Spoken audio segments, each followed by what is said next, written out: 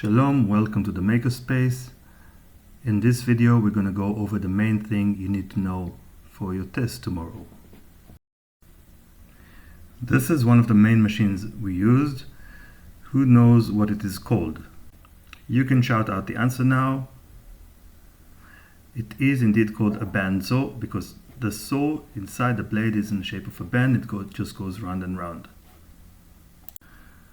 The bandsaw is used to cut wood and other soft materials like a cardboard or plastic, and there are a few safety rules you got to keep in mind when using it. See if you can think of them.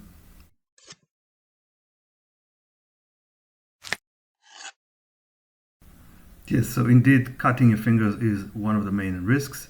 So now we're going to talk about some ways to prevent it. Before starting to cut, you need to make sure the environment is clean and there's no obstacles on which you can trip. When you cut, your eyes are on the blade all the time, like eyes on the ball when you play ball games, and you run the wood through and then you put your hands to both sides, right hand further to the right, left hand further to the right, to the left. You bring them back and only then you switch it off. So your eyes are always focused on what's happening on the blade and you don't worry about what's happening in class. And if you see someone on the saw, you don't go tap on their back or disturb them in any sort of way so they can focus on what they're doing. What else do you think we must remember when working on the bandsaw? You can come up with some answers and just share them in class. I'll give you a few seconds to do so. Você fez alguma coisa no cabelo? Não. Indeed, long hair might be beautiful, but it is not safe because the hair can get caught in the blade and pull your head down towards the machine. So whenever we work around machines in the MakerSpace, we got to make sure our hair is tied. And same goes to any other loose items such as earphones, or maybe wearing a hoodie and there's those strings that dangle from the hoodie and they can get caught in there as well. In other words, any sort of loose items must be put away. Also, maybe you have a bracelet that have some little things hanging from it. All of that needs to be packed away and you need to be aware of that so you won't get caught in the machine. Lastly, wear safety goggles. Always put on safety goggles and protect your eyes. To conclude, this is the bandsaw. Safety rules are as follows. Make sure the area is clean and there's no obstacles.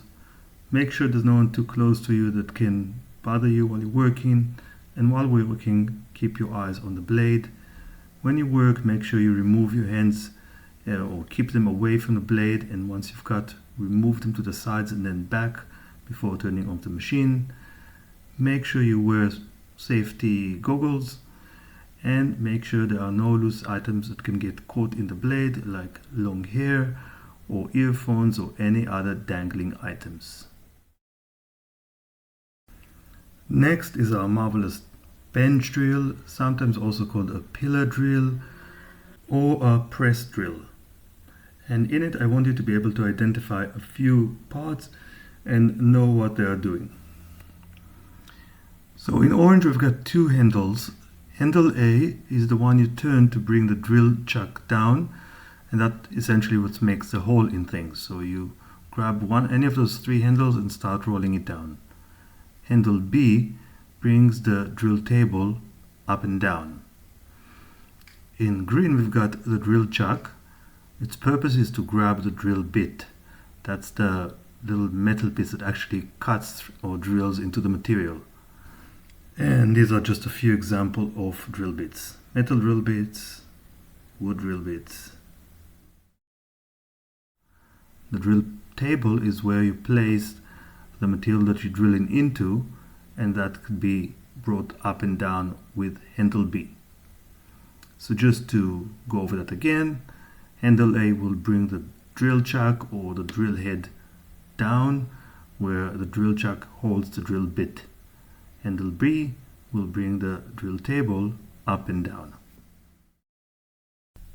The next machine to discuss is the combination sander. It is called a combination sander because it has two parts. Part A is a belt sander because in essence we have a sanding belt which turns around and around. And part B, a disc sander, simply a piece of sanding paper cut in a disc and that again turns round and round. And here I want to ask you a couple of questions. First, what are general safety rules to keep in mind when using the sander? And the second one is, what if the risk of standing where this little emoji is when someone else is using the sander? Take a few seconds to think about it and I will be right with you. Okay, I'm back. So general safety rules is that again you gotta be aware of anything dangling that can get caught in the wheels and pull you down into the machine with quite immense force. So that it goes without saying that long hair needs to be tied up, and earphones or anything that's dangling should be kind of tucked away. Emoji is at risk because if someone else is using on the sanding belt, which is part A, and loses grip of the piece of wood that is sanding, that piece can shoot out in the direction of emoji and hit him straight in the head, and we've got a little case of... Hi, I'm David the Shepherd, and this is what I like to call target practice. Yep, a little David and Goliath. It gets straight in your forehead and you drop. So just remember, stay away from where the emoji is and make sure there's nothing dangling that can get caught in the machine because it will pull you straight in.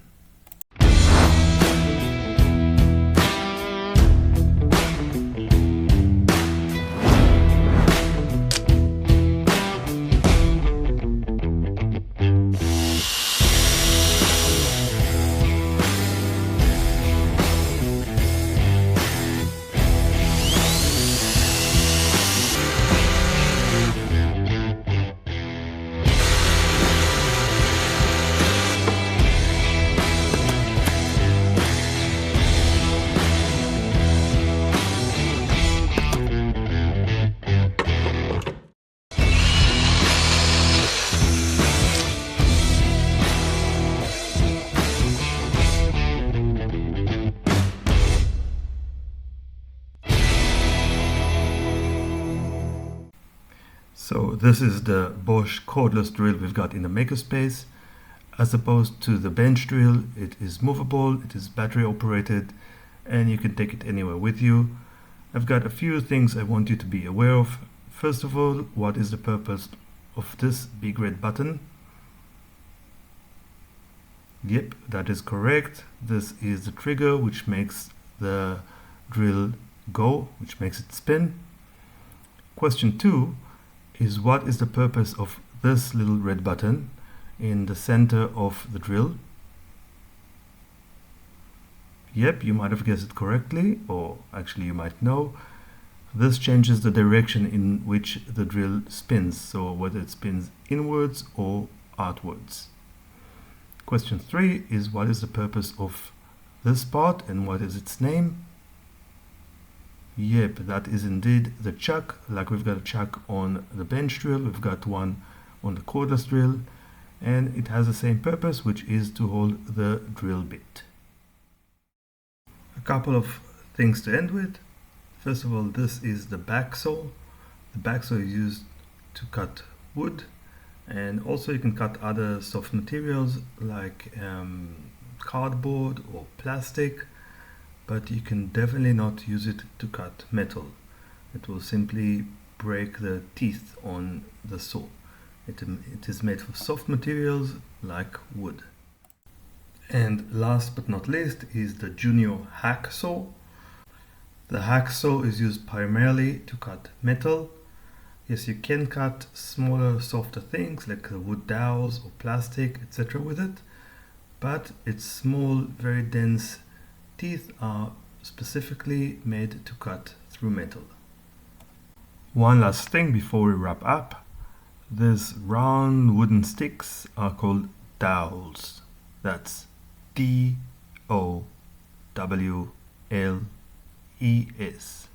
Dowels. Alright guys, you can study at home, be ready for your test.